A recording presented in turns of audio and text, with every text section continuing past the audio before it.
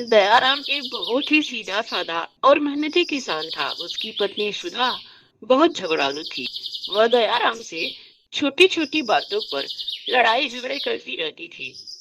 अभी सुधा, मुझे जल्दी से चूल्हे पर 2 रोटी बनाकर दे दो। मैं खा के अपने काम पर चला जाऊं। खेत में बैगन के पेड़ लगे हैं।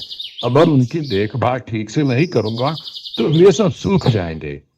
देखो जी, ज्यादा मुझ पे हुक्म मत चलाया करो। सुबह सुबह मेरा मूड खराब कर देते हो। आप खेत पर काम पे जा रहे हो तो क्या मैं दिन भर घर में बैठे बैठे रोटियां तोड़ती रहती हूँ? घर में और भी बहुत सारा काम है जिसे करते करते मेरा पूरा दिन निकल जाता है। तो दिन भर खेत में बैंगनों की देखभाल ही करते रहा करो। जब भी घर में आओगे तब यही बोलोगे, सुधा 2 रोटी बना के दे दी, मैं खा लूं, फिर खेत में चला जाता हूँ। क्या घर में रोटी बनाने का ठेका मैंने ही लेके रखा है? कभी कभी खुद भी बना के खा लिया करो। अरे सुधा, तुमसे तो बोलना ही बेकार है। रहने दो, मैं वैसे ही चला जाता हूँ। दयाराम भूखे ही खेत पर चला जाता है। खेत पर काम करते करते उसे बहुत जोर से भूख लगती है। अरे, मैं तो गुस्से में बेकार मेरे घर से खाली पेट चला आया। अब तो मुझे बहुत जोर से भूख लग रही है। अब क्या करूंगा? मेरी भूख तो बढ़ती जा रही है और खाली पेट मुझसे काम भी नहीं हो रहा है। देखता हूँ खेत के कुछ आसपास खाने लायक मिल जाए तो मैं अपना काम चला लूं।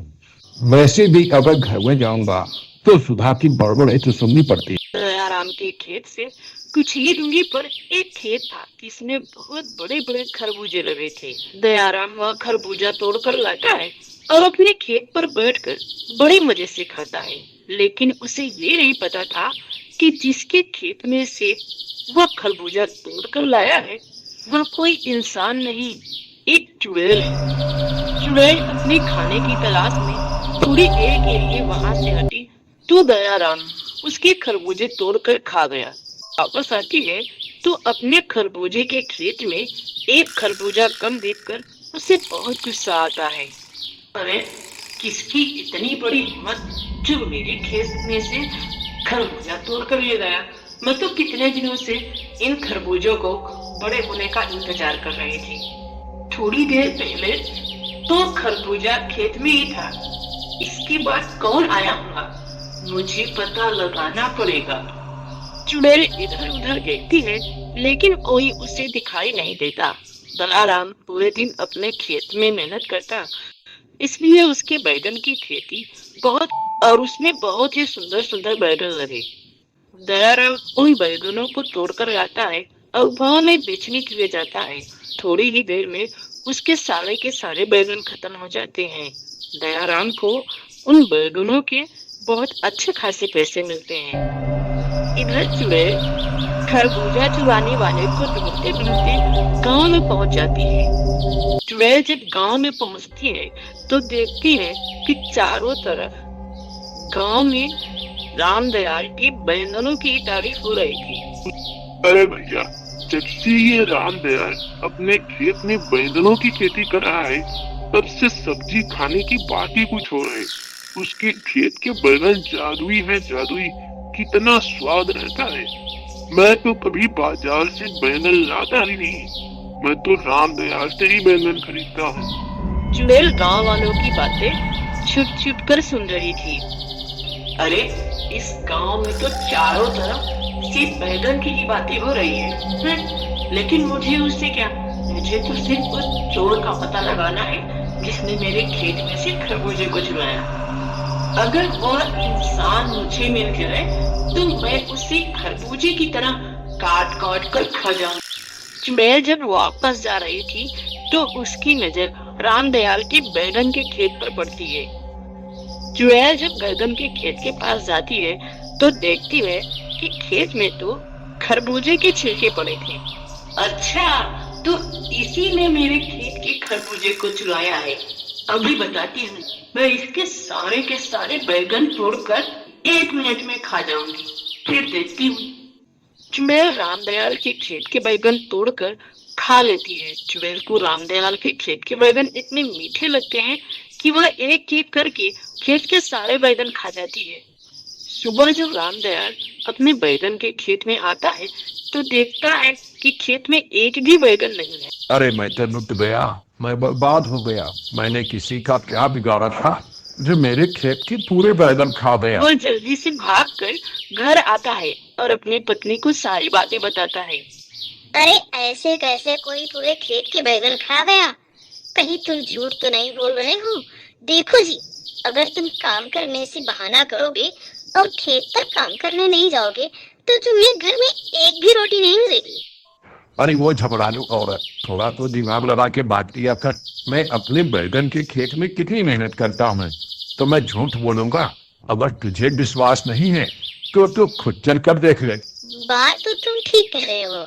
चलो जरा मैं भी तो देख के आऊं कि कितने बैगन खाए हैं। सुधा जब खेत पर पहुंचती है तो देखती है कि बैगन के पेड़ में कुछ ही बैगन लगे थे और बाकी के बैगन नीचे पड़े हुए थे। देखो जी, बात तो तुम सही कह रहे थे। यह सब देखकर तो ऐसा ही लगता है कि किसी ने जानबूझकर हमारे खेत के पूरे बैगन खा गए, क्योंकि पूरे बैगन तो खाए नहीं है, सारे बैगन थोड़े थोड़े ही खाकर फेंके हुए हैं। लगता है किसी जानवर का काम है। देखो जी, हम ऐसा करते हैं कि हम आज रात अपने खेत पर ही पहरा देंगे। देखते हैं कौन है जो हमारे खेत के बैगन को खराब कर रहा है। मैं तो कहती हूँ 2-4 गांव वालों को भी बुला लो। अगर कोई बहुत बड़ा जानवर निकला तो हम दोनों को तो मार ही डालेगा। और मुझे पता है जिसने अपने खेत के बैगन कल खाए थे वो आज भी बैगन खाने के लिए जरूर ही आएगा। रामदयाल वैसा ही करता है। वह घर आता है और अपने पड़ोसियों को सारी बातें बताता है और 2-4 गांव वालों को लेकर शाम होते ही बैगन के खेत पर पहुंच जाता है। सभी गांव वाले बैगन के खेत से कुछ दूरी पर झाड़ियों में छिप जाते हैं। जैसे ही थोड़ी रात होती है तो बैगन खाने के लिए चुड़ैल रामदयाल के खेत पर आ जाती है।